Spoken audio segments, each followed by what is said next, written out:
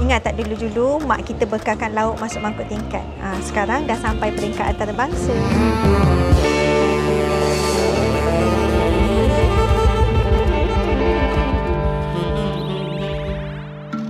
Mangkuk tingkat ni bukan sekadar bekas makanan, tapi lambang budaya yang dah hidup lebih 100 tahun di Asia Tenggara.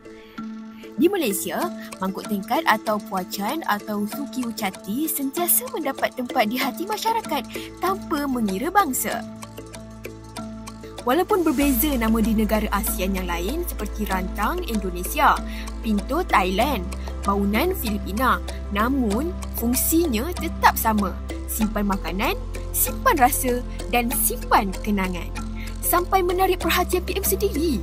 Untuk sidang kemuncak ASEAN ke-46, Datuk Seri Anwar Ibrahim telah menempah khas mangkuk tingkat ini sebagai hadiah rasmi ketua-ketua negara ASEAN.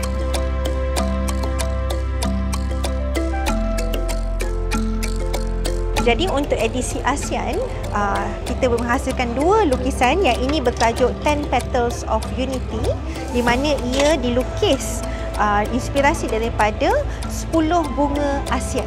10 bunga-bunga negara ASEAN kita gabungkan di sini. Jadi ini akan diberi kepada spouse ataupun isteri kepada ketua-ketua negara ASEAN, dan ini akan diberi kepada ketua-ketua negara ASEAN.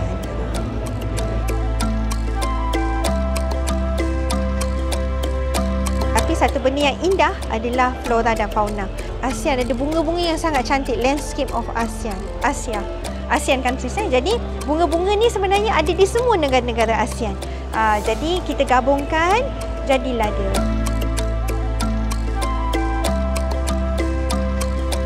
Mengambil masa 6 bulan. 6 bulan? Ya, 6 bulan. Untuk lukisan ni sendiri mengambil masa 3 hari untuk Farahin hasilkan. Lukisan asal dibuat oleh Farahin itu artis jiwa yang bisu dan pekak. Untuk melukis ni cuma ada 2 orang sahaja. Yang ni seorang, yang ni seorang. Kenapa? Originality. Jadi selepas Farahin hasilkan lukisan, kita ada seorang lagi graphic designer yang akan buat dalam bentuk 3D, di mana ia akan digunakan sebagai reference kepada artis untuk tengok positioning bunga di mana dan sebagainya. Dan bila dia dah mahir, dah berlatih, barulah kita akan lukis satu-satu.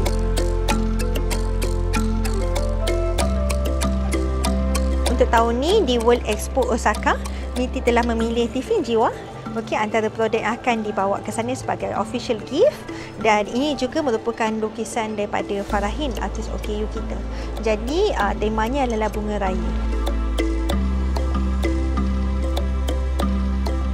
Saya sangat bersyukur kerana mendapat support dia daripada pihak kementerian, khususnya Kementerian Luar Negeri yang menganjurkan ASEAN Summit ni, kerana ia memberi peluang kepada artis-artis di bawah jiwa untuk menghasilkan produk-produk premium yang sangat cantik. Cantik-cantik kan mangkuk tingkat ni? Sampai boleh jadi hadiah diplomatik. Apa yang buat ia lebih istimewa? Semuanya hasil tangan golongan OKU, dan setiap satu ada 7 lapisan warna yang dilukis dengan teliti, satu demi satu lapisan. Inilah ASEAN, kaya budaya, penuh kreativiti dan dibentuk oleh semua lapisan masyarakat.